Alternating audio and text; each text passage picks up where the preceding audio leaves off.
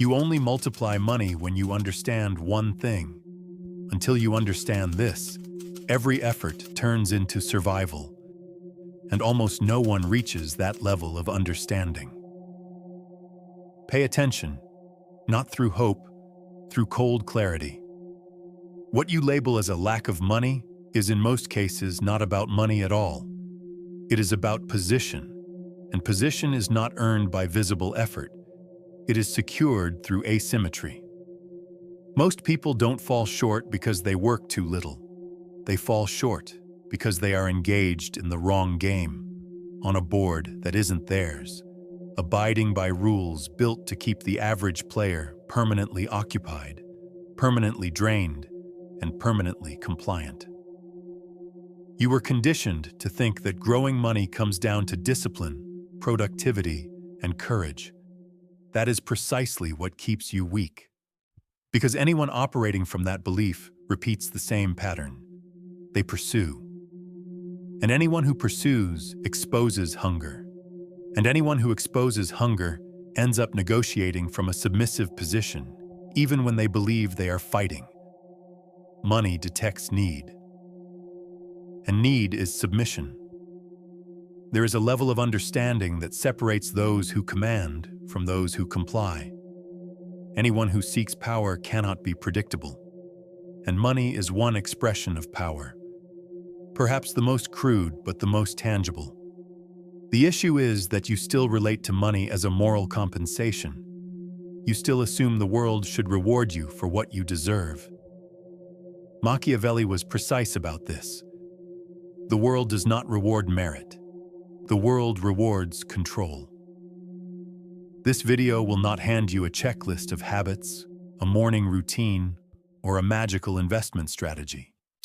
That kind of material is made for the herd. Here, you will grasp what actually distinguishes those who multiply money from those who only get by. It is not financial knowledge. It is a psychological awareness that reshapes how you act, how you present yourself, how you negotiate, how you decide, how you tolerate silence, and how you generate value without seeking validation. If you remain until the end, you will see why, until now, every attempt to earn more has made you more anxious, more exposed, and easier to exploit. You will understand why some accumulate in silence, while others work their entire lives and never move forward. Not because they lack intelligence, but because they are transparent. And anything that is transparent can be priced, pressured, and controlled. But before talking about multiplying money, you need to face the reason why you have always chased it. The common man does not lose money because the market is cruel. He loses because his own mind betrays him. The rush, the need to prove that he exists, the addiction to constant movement, the inability to wait 3 days without going into mental collapse. He does not realize that this emotional relationship with money is exactly what makes him useful to a system that needs people who are tired, predictable, and desperate for crumbs. Notice the pattern. When money is lacking, you speed up. You talk too much. You promise things you should not promise. You accept conditions that 3 months ago you would have refused. You make decisions with your gut, not with your head. You convince yourself that anything is better than nothing. And at that exact moment, without realizing it, you train the world to treat you as someone cheap.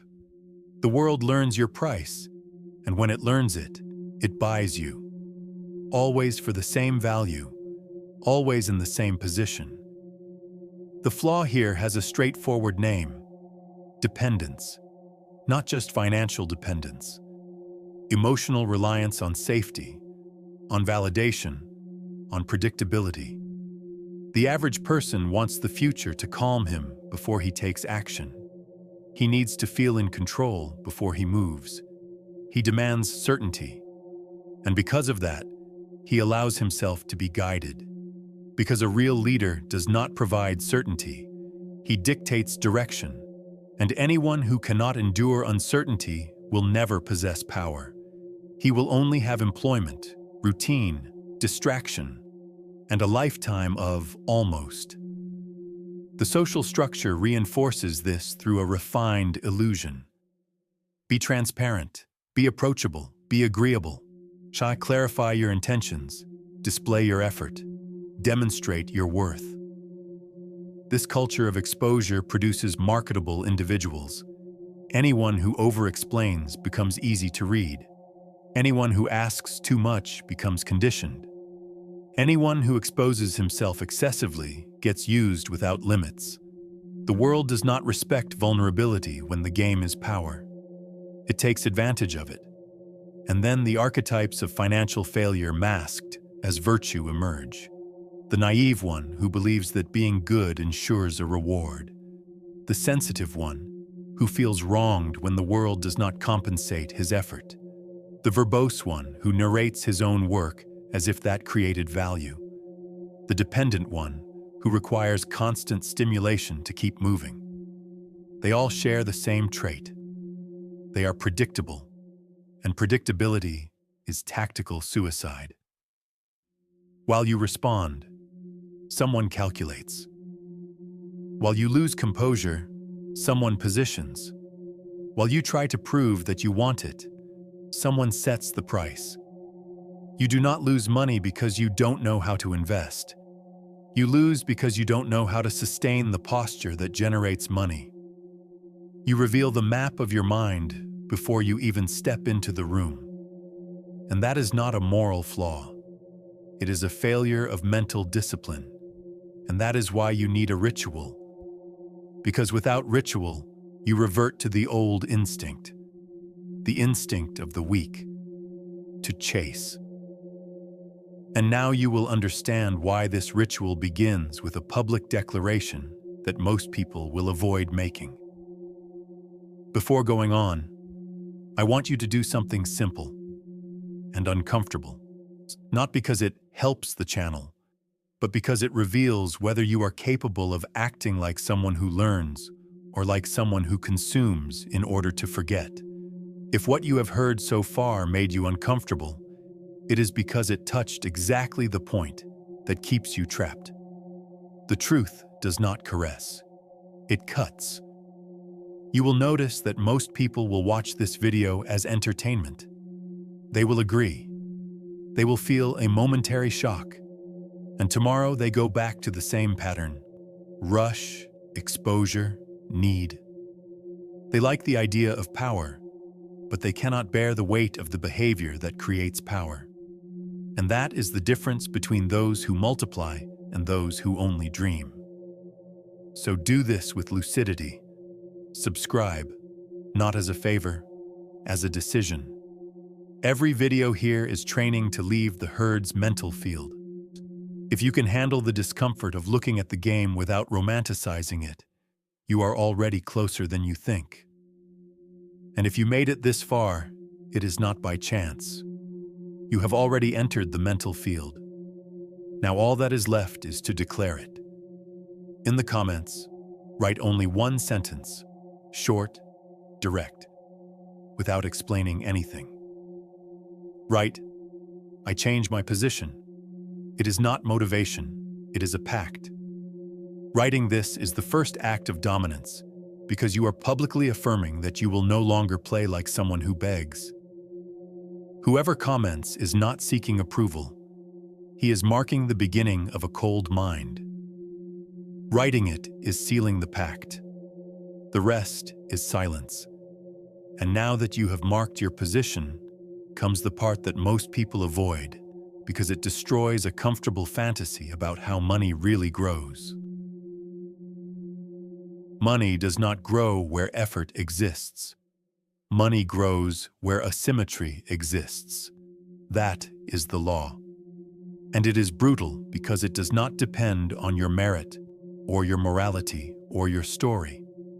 It depends on your relative position in the game. When you think about multiplying money, you imagine more work, more risk, more investment, more intelligence. You are still trapped in the imagination of accumulation. But multiplication is not accumulation. Multiplication is a phenomenon of leverage. And leverage only exists when there is a difference in height between two sides. In other words, only those who create difference multiply. Those who create asymmetry. Those who become rare in the right place and at the right time. Machiavelli looked at power as a system of reading. He understood that man is not controlled by the one who shouts the most. He is controlled by the one who becomes necessary. Necessity is the currency that comes before money. First, you become necessary. Then money appears as a consequence. The weak reverse this. They want money first in order to feel safe, so that only then they can choose. That reversal is the prison. Because whoever needs money in order to choose is no longer choosing. He is accepting. This is the point where everything shifts. Money is not drawn by desire. It is drawn by structure, by position, by command of rhythm, by the capacity to hold silence, by control over your own time, by being unmovable. You don't multiply money by being better. You multiply it by becoming less replaceable, less predictable, less accessible, harder to pressure, harder to overlook. The market does not reward those who exert effort. It rewards those who stand in a position where the effort of others is turned into leverage for them. That sounds offensive to the average mind, because the average mind was trained to worship effort, not architecture. But it is architecture that determines the flow. And that is why this law sets the stage for what comes next. If you continue trying to multiply money through the conventional path, constant action, constant exposure, constant urgency, you will become faster, but not stronger.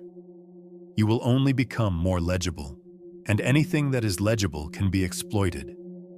The law is easy to state, hard to execute.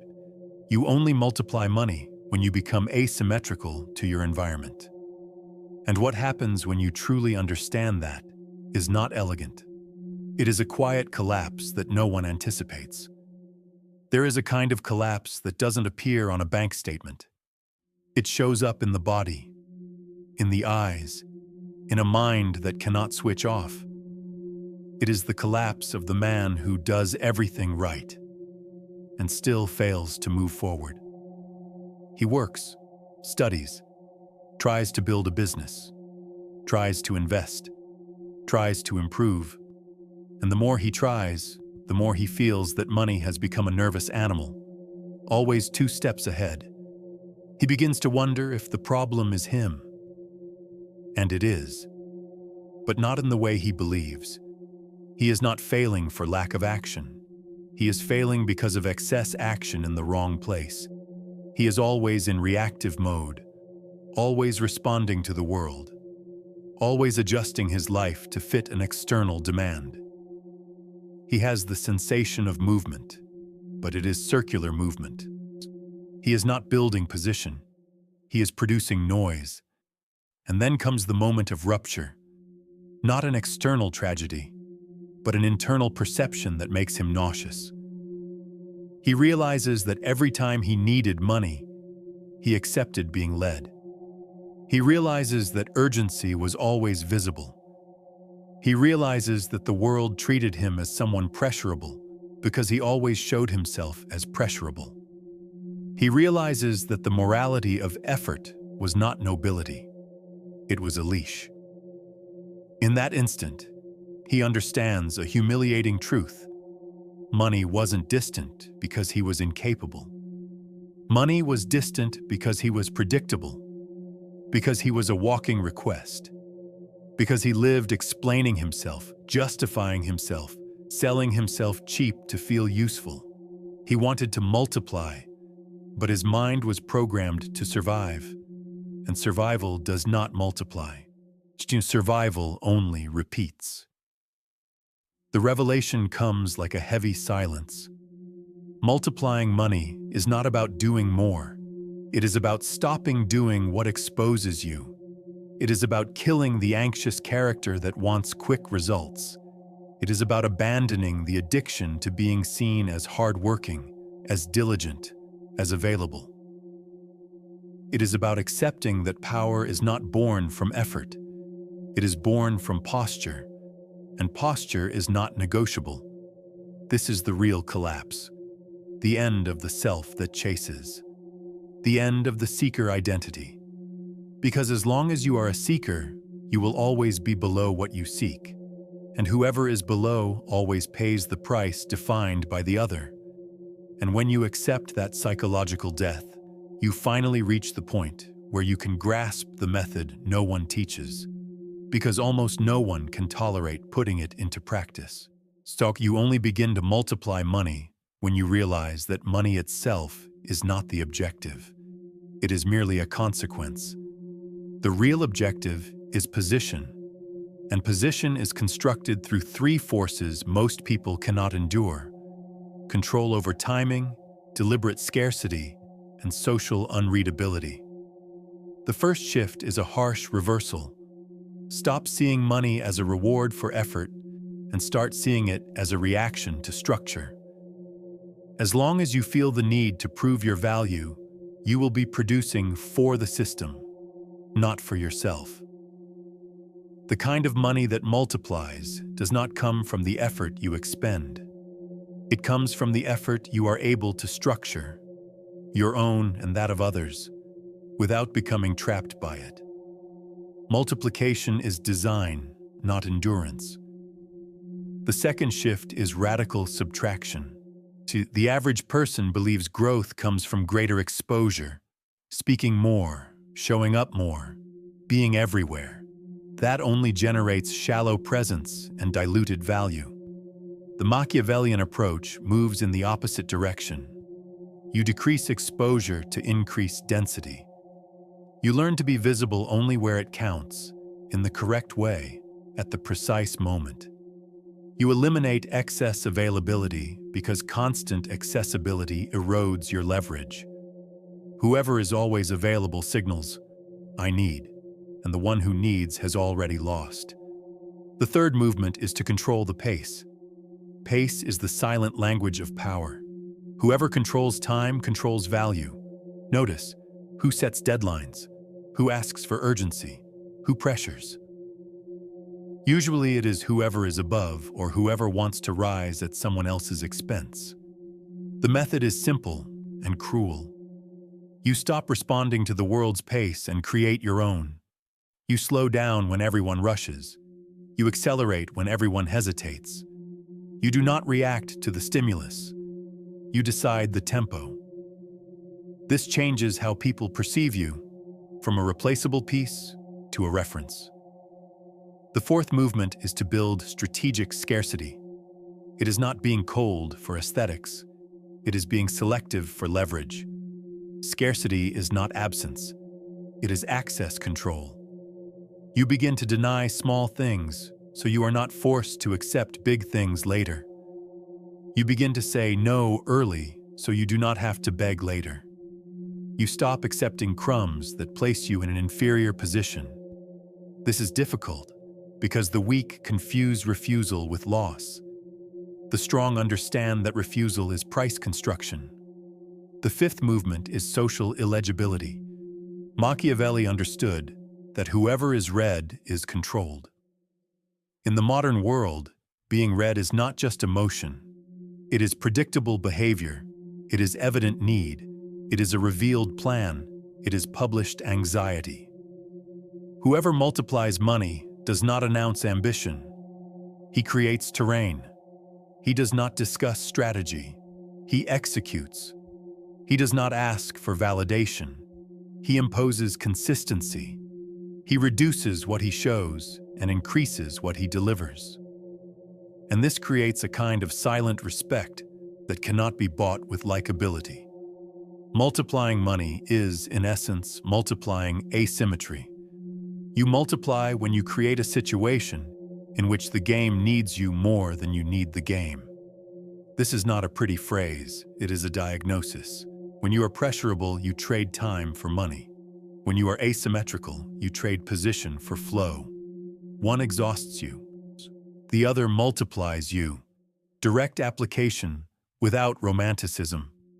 At work, the common man tries to be useful. The strategic man tries to be hard to replace. In business, the common man tries to sell more. The strategic man tries to become a reference for a specific problem and charges for access. On social media, the common man tries to appear. The strategic man creates perception and scarcity, turning each appearance into an event. In negotiations, the common man justifies price. The strategic man establishes value through posture, pace, silence, and the ability to walk away.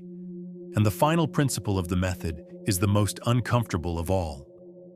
You stop pursuing money because you understand that pursuit is the mark of weakness. You shift your focus to building structure.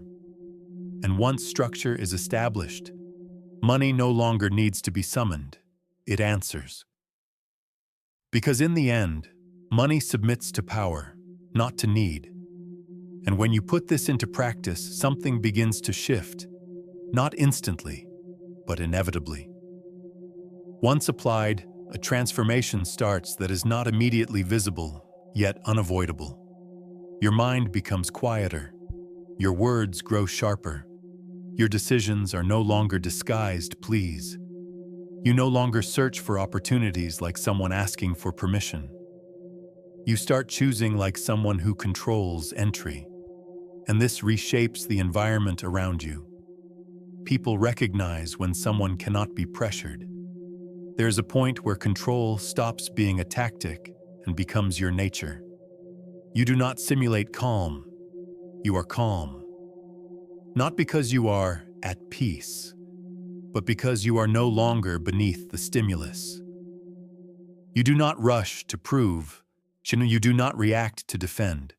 You do not expose yourself to persuade. You act with restraint. And restraint is power. You begin to observe something most people never encounter. Money starts to show up where there used to be only effort. Not because the universe aligned, but because you stopped presenting yourself as low value. You stopped being predictable. You stopped signaling urgency. You took control of timing. You created scarcity. You became structure.